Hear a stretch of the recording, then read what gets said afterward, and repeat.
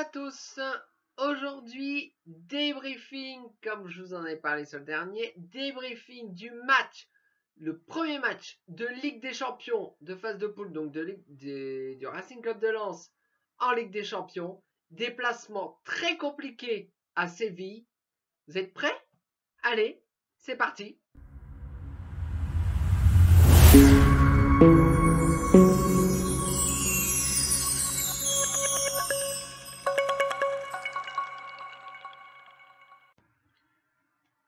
Alors, en ce moment, le Racing Club de Lens en championnat, c'est dramatique. On a pris 1 point en 5 matchs. Et là, un déplacement très compliqué à Séville pour notre premier match de Ligue des Champions, de phase de poule de Ligue des Champions. C'était... voilà.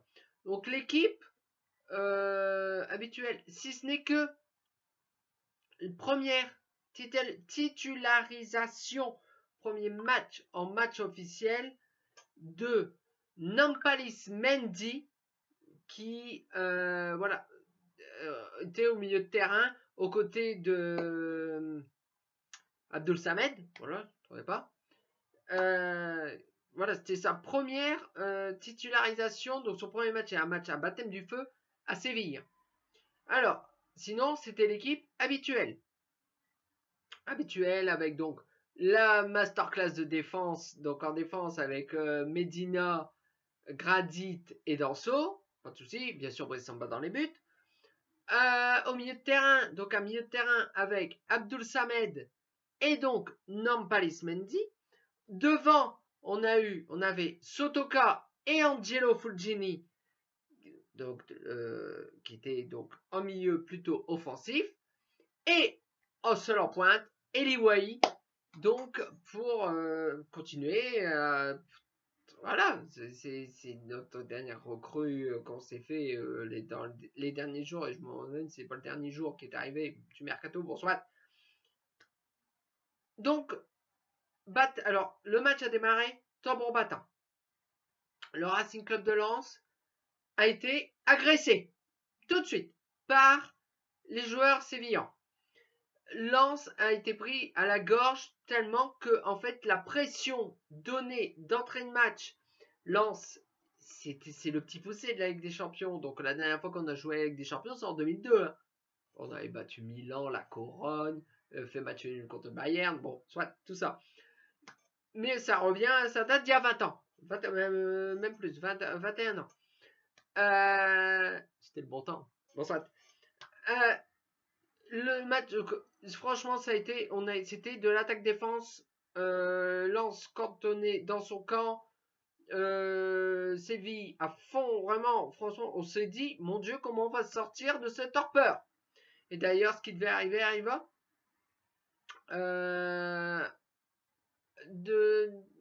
Voilà, un ballon anodin, une frappe qui, en principe, pour Wessamba, était plutôt facile. Et en fait, il a fait une frappe, mais une frappe lobée. Ça veut dire, on voit Brissamba essayer d'attraper, et puis il retire sa main, pensant que ce ballon allait passer au-dessus de la barre transversale. Et ben non, ce ballon a lobé Brissamba. Pourtant, Brissamba, c'est pas un nain, hein, c'est un grand. Et passé en dessous de la barre transversale, au-dessus de la tête de Brice, et en dessous de la barre transversale. Donc, dès la 9e minute. Donc, on s'est dit, bon, là, bon, ce petit but, c'est, voilà, c'est le talent du joueur de Séville, mais de Campos, qu'on connaît d'ailleurs en Ligue 1. Mais, voilà, ce but, bon, on va dire un tout petit peu qu'il est pour Bressamba. Tout petit peu. Lens, on s'est dit, mon Dieu, on va s'en prendre combien? Parce qu'on pensait que, voilà. Mais on a eu l'impression que ce but a fait dire aux joueurs lensois que, ah non, on est en Ligue des Champions, on peut pas faire ça. on peut pas se faire, entre guillemets, marcher dessus par Séville. Bon, tous Séville que c'est, hein. Parce qu'on s'est fait marcher dessus par Monaco aussi, hein, mais bon, c'est... Et donc, il y a des occasions. Eli Wahi qui a eu des balles en profondeur, ce qu'il adore. Mais souvent excentré. Peut-être un peu trop fort. Donc l'angle était très compliqué pour frapper. Même quand il a frappé, c'est arrivé que le gardien l'a sorti, il y avait corner. Voilà. Ou alors, elle était dans le petit filet, ou elle était à côté. Mais voilà, Eli Wahi était lancé, voilà. Mais le jeu était fait que, en fait, il faisait tout pour excentrer Eli Wahi, ce qui ne permettait pas de pouvoir, voilà, montrer son talent devant le but, quoi. C'était bon. Puis vient autour de la 29e, non 27, 27e je dirais. Je sais même plus, 27e. Une opportunité de Loïs Openda, de Eli Wahi qui s'infiltre, rentre dans la surface. Il se fait accrocher, mais pas dans la surface. Il tombe dans la surface, mais pas dans la surface. L'accrochage a eu lieu à l'entrée, juste devant. Donc il y a eu un coup franc. Et on était à ça du penalty. À ça du penalty. Bon, on s'est dit tant pis. Tant pis. Donc coup franc, très près. Trop près. Je me suis dit, oh là, quand il y a eu ce coup franc, trop près. Le ballon, s'il passait le mur, il n'y aurait pas eu le temps de descendre. Il n'y aurait pas eu le temps de descendre. Et puis, pas possible de mettre de la puissance aussi près. Le gardien pouvait la sortir. Bon, bref. C'est Angelo Fuggini, donc qui est le tireur attitré, enfin pas attitré, mais tireur de coups francs, de coups de pied arrêtés au sein du Racing Club de Lens. Donc c'est lui, donc qui dit bon bah je vais le tirer. Alors qu'est-ce que je fais? Je centre, mais bon voilà compliqué. Donc il le tente direct. On s'est dit bon bah il va taper le mur. On voit comme ça qu'il allait tirer direct. Il y avait Eli Wahi sur son côté. Mais je crois que c'était Eli Wahi.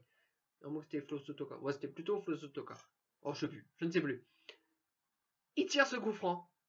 Et il est au fond. Ce coup franc magistral de Angelo Fuggini. Donc, donne le ballon, marque ce but égalisateur. Donc, le portier, je ne sais plus son nom, le portier donc de Séville, se loupe un peu. Et ce ballon va au fond des filets. Donc Sévillan, donc le Racing Club de Lens égalise à ce moment-là, donc à la 27e, 29e, non 27e, 24, 31, oh je ne sais plus, bon enfin à la demi-heure de jeu, je ne sais plus le temps, à égaliser à Séville. Franchement, vu le début de match, on ne pouvait pas s'attendre à ça. Sur le début, le premier quart d'heure, quoi, ça a été très compliqué. Mais au fur et à mesure du temps, Lens a commencé à développer son jeu. Et à la mi-temps, donc le Racing Club de Lens et Séville sont à égalité, un partout. C'était... Et puis, bon, si vous me suivez sur Twitter, enfin X aujourd'hui, mais Twitter, anciennement Twitter, j'ai même dit, mon Dieu, on retrouve dans l'envie, dans l'impact, dans les décalages, dans tout ça, j'ai eu, en première mi-temps, j'ai eu l'impression qu'on retrouvait notre Racing Club de Lens de la saison dernière. Sans Openda et Fofana, mais on retrouvait dans le jeu, c'était magique, c'était... Puis Eli Wahi, on voit quand même qu'Eli Wahi va être vraiment important cette saison pour mettre les ballons au fond. Parce que plus ça allait, au plus il faisait des appels. Puis, donc à la reprise de la seconde période, donc le Racing Club de Lens continuait. On avait peur que, bon, mais là, c'est nous qu'on a égalisé. On n'a pas pris ce but en... Bon, c'était à la petite demi-heure de jeu, mais bon. Le Racing Club de Lens continuait. Faisait Donc, tout en ayant la défense, notre défense, on a retrouvé notre défense masterclass. Jonathan Grady, qui, depuis le début de saison, bon, on retrouve pas notre Joe Grady de l'année dernière. Même notre défense de l'année dernière était un peu bancale. Mais là, on a retrouvé notre défense. Jonathan Grady a sorti un match extraordinaire. Tout le monde, Facundo Medina, tout le monde. Voilà. Et puis ça a continué. Et puis c'est vite tombé sur la défense. Et s'il n'y avait pas de défense, eh ben, il y avait un énorme Brissamba dans les buts. Qui sortait, peut-être qu'il s'en voulait un petit peu. Mais bon, Brissamba est pour moi, et d'ailleurs, il y a eu le titre, le trophée UNFP du meilleur gardien la saison dernière. Ce n'est. Voilà. Et ben là, on a retrouvé le Brissamba de l'année dernière. On a retrouvé notre défense de l'année dernière. C'était magique. Lance continuer dans l'impact, en profondeur. Même par la suite, à la 71, 72e, Eliwaï est sorti. Parce qu'il s'était énormément donné. Il se donnait devant. Et en plus, il redescendait. Il redescendait quand il y avait une offensive sévillane. Il était partout. Il a fait un match extraordinaire. C'est donc. Et puis sur la fin, il est sorti. Il y a eu des entrées en jeu d'un peu, voilà, notamment côté offensif.